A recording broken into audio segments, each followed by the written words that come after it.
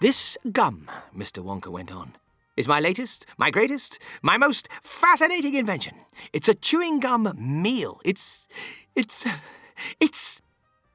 tiny little strip of gum lying there is a whole 3-course dinner all by itself.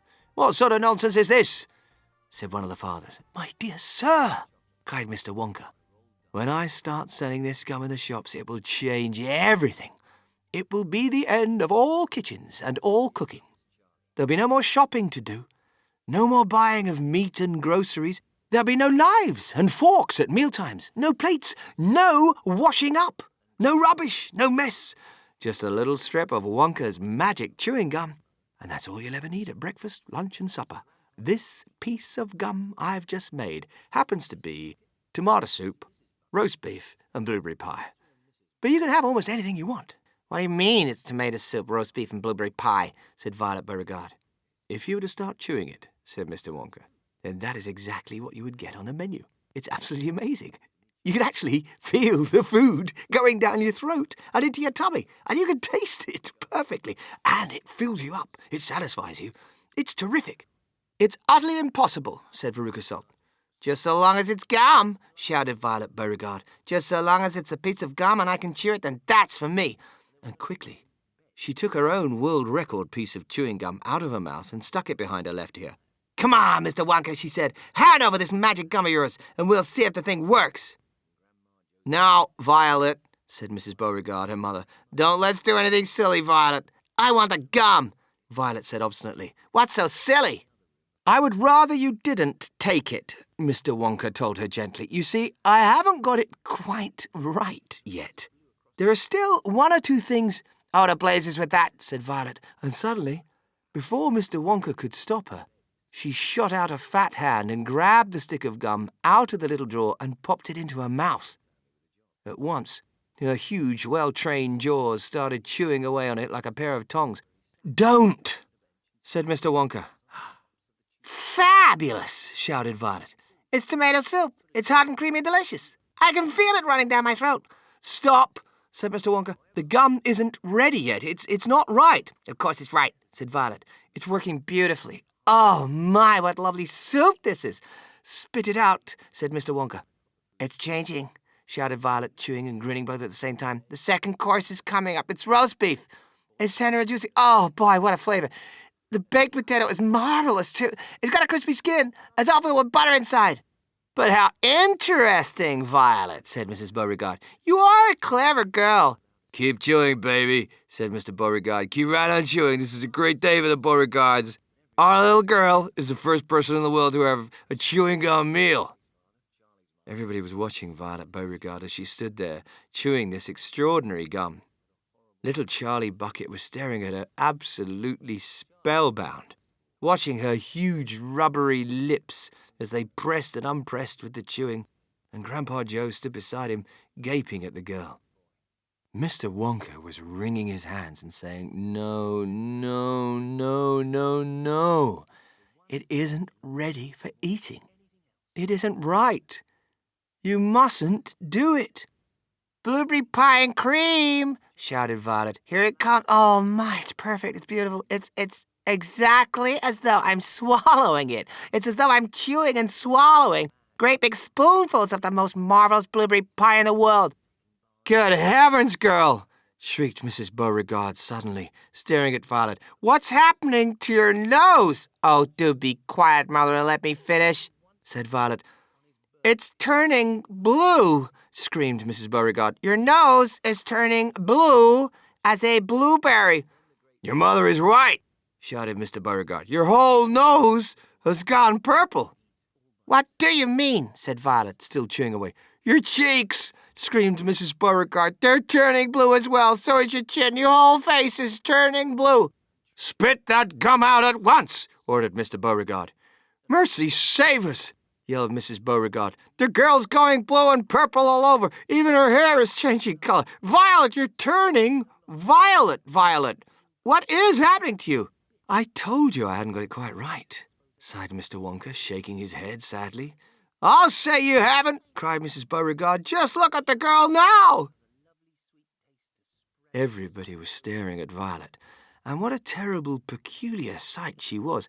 Her face and hands and legs and neck, in fact, the skin all over her body, as well as a great big mop of curly hair, had turned a brilliant purplish blue, the colour of blueberry juice.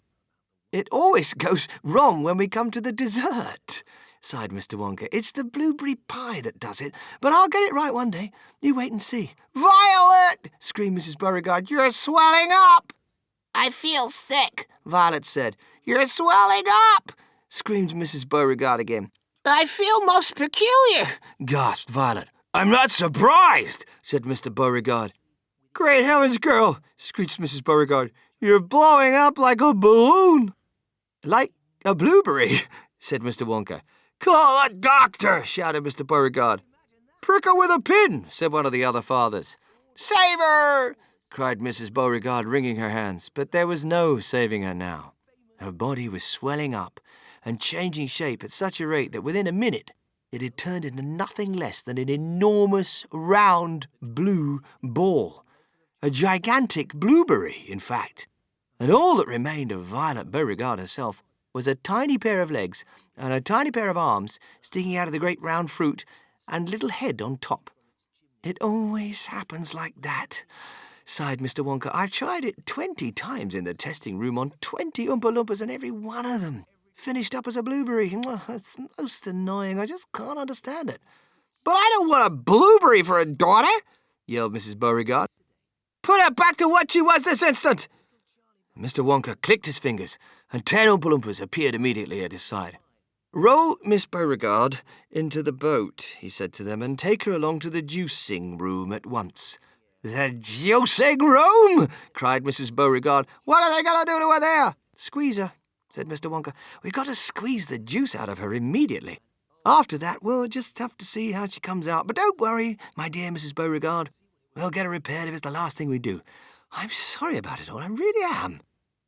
Already the 10 Oompa Loompas were rolling the enormous blueberry across the floor of the inventing room towards the door that led to the chocolate river where the boat was waiting.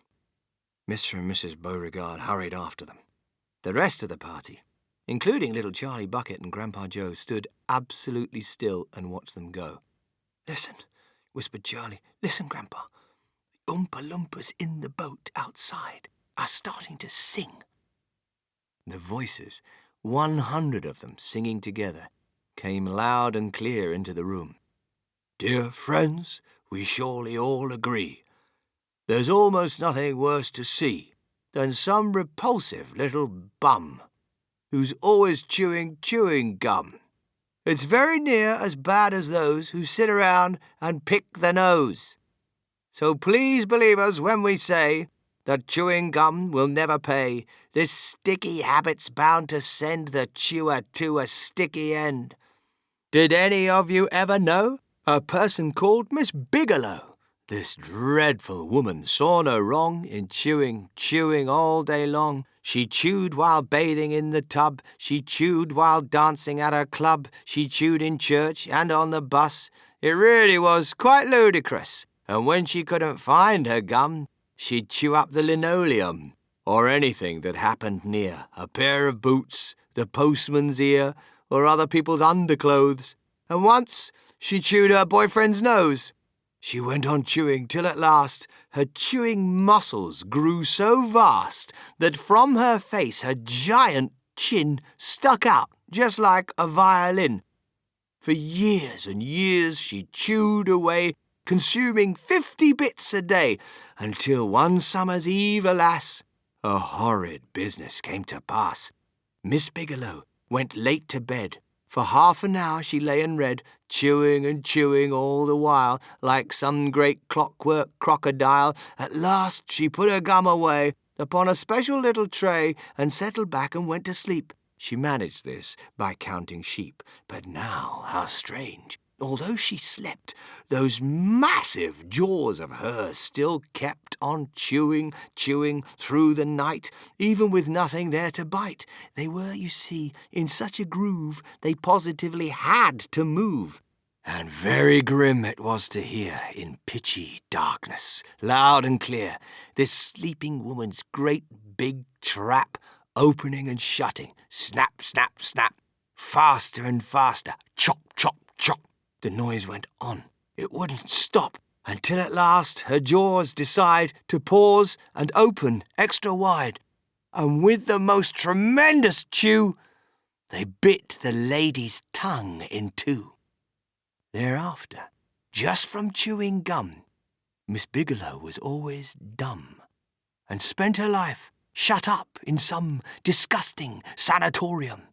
And that is why we'll try so hard to save Miss Violet Beauregard from suffering an equal fate. She's still quite young. It's not too late, provided she survives the cure. We hope she does. We can't be sure.